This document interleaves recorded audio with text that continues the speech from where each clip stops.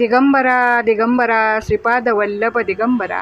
आज हा संदेश तुमच्या समोर येणे हा निव्वळ योगायोग नाही, तर हा श्रीपाद प्रभूने तुमच्यासाठी पाठवला आहे।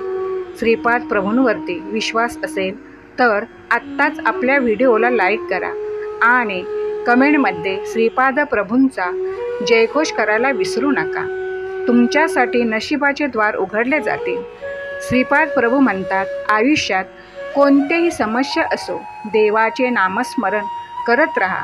नाम घेणाऱ्याला काही आड येत नाही।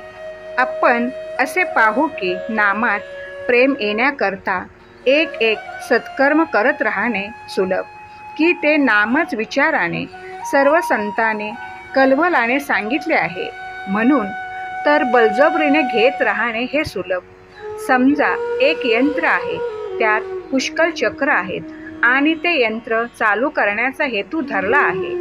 आता एखाद्याने त्यातील एक चक्र चालू करून म्हटले तर ते चालू होईलच असा भरोसा नाही, पण त्या सर्व चक्राचा संबंध असणारी कल आपण दाबली तर मात्र बिन तक्रार आणि अत्यंत अल्प प्रयासाने ते यंत्र सहज चालू करता येईल।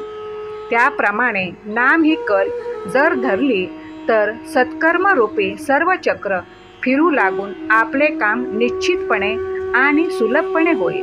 म्हणून हमखास आणि सुलभ रीतीने काम होईल अशी ज्याची इच्छा असेल त्याने कशाही रीतीने का होईना नाम घ्यायला लागावे।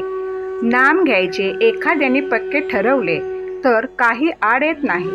व्यवहारात आपण पोहतोच की एखादी गोष्ट समर्थ नसली तरी निश्चित केला तर मनुष्य ती निश्चितच करतोच। मग ते घेण्यात विलंब किंवा चाल ढकलण्यात काय अर्थ आहे। म्हणून कोणत्याही तऱ्हेच्या शंका कुशंका न घेता कशाही तऱ्हेने पण नाम घेत राहावे ते उत्तम। म्हणजे विनाकारण काल फुकट घालवला अशी पश्चातापाची पाली येणार नाही। जग हे अनेक मोहक वस्तूंनी भरले आहे। त्या वस्तू आपण पाहिल्या किंवा नुसत्या ऐकल्या तरी हव्याशा वाटतात आणि त्या मिळवण्याचा आपण प्रयत्न करतो। म्हणून देवाजवळ आपण अशी प्रार्थना करावी की देवा, मोहक वस्तू मला दाखवूच नकोस आणि माझी इच्छा तिकडे जाईल आणि मी फसेन। देवा, माझे ज्यात खरे हित आहे तेच मला दिसो, तेच मी ऐको, त्याचेच मला स्मरण होवो, त्याचीच मला गोडी लागो। द्रौपदी यासारख्या भक्ताने देवाजवळ काय मागितले तेच आपण मागावे। त्यांनी निष्ठा ठेवली तशी आपण ठेवावी। त्यांच्या ठिकाणी जसे वैराग्य होते तसे आपण आणण्याचा प्रयत्न करावा। प्रयत्न करीत असताना प्रथम चुका होतीलच, जर त्या झाल्या तर पश्चाताप करावा। देवा, मी फार दोषी अपराधी आहे, मला क्षमा कर आणि तुझ्या कृपेला पात्र कर। पश्चाताप खरा झाला तर परमेश्वर कृपा करीलच। मुखाने नाम घ्यावे, हाताने प्रपंचाचे काम करावे आणि अंतःकरण समाधानी ठेवावे। जो नाम घेऊ लागेल त्याचे मन बाहेर धावण्याचे हळूहळू कमी होईल। भगवंताचे समाधान आम्हाला न मिळण्याचे कारण आम्ही ज्यांचे आहोत असे वाटते ते आम्हाला सोडता येत नाही। प्रपंच आम्हाला हवासा वाटतो। जगाच्या तोंडाकडे पाहून समाधान मिळेल असे आपल्याला वाटते। प्रपंचाची आणि जगाची आस सोडून भगवंताचे दास झाल्याशिवाय आम्हाला समाधान मिळणे कठीण आहे। हे वास्तव्य येण्यासाठी भगवंताच्या प्राप्तीची उत्कंठा लागणे आम्हाला जरुरी आहे। ही उत्कंठा यावी तरी भगवंताची उत्कंठा लागण्यासाठी आम्ही अगदी निर्दोष असणे आवश्यक आहे। हे निर्दोषपण असण्यासाठी आपण जसे नाही तसे जगाला दिसू नये। मनाने नेहमी शुद्ध असावे। आपण खरोखर चांगले नाही असे आपल्याला कळत असताना सुद्धा लोक आपल्याला चांगले म्हणतात, त्याची आम्हाला खंत वाटणे जरुरी आहे। जगात आपले वागणे असे असावे की आपल्याविषयी दुसऱ्या कुणाला शंका येता कामा नये। ढोंग मुळीच करू नका। आचार विचाराने इतके पवित्र झाल्यानंतर मग आम्हाला भगवंताचे का बरे होता येणार नाही। भगवंताचे झाल्यावर आम्हाला काळजीचे कारण आहे का?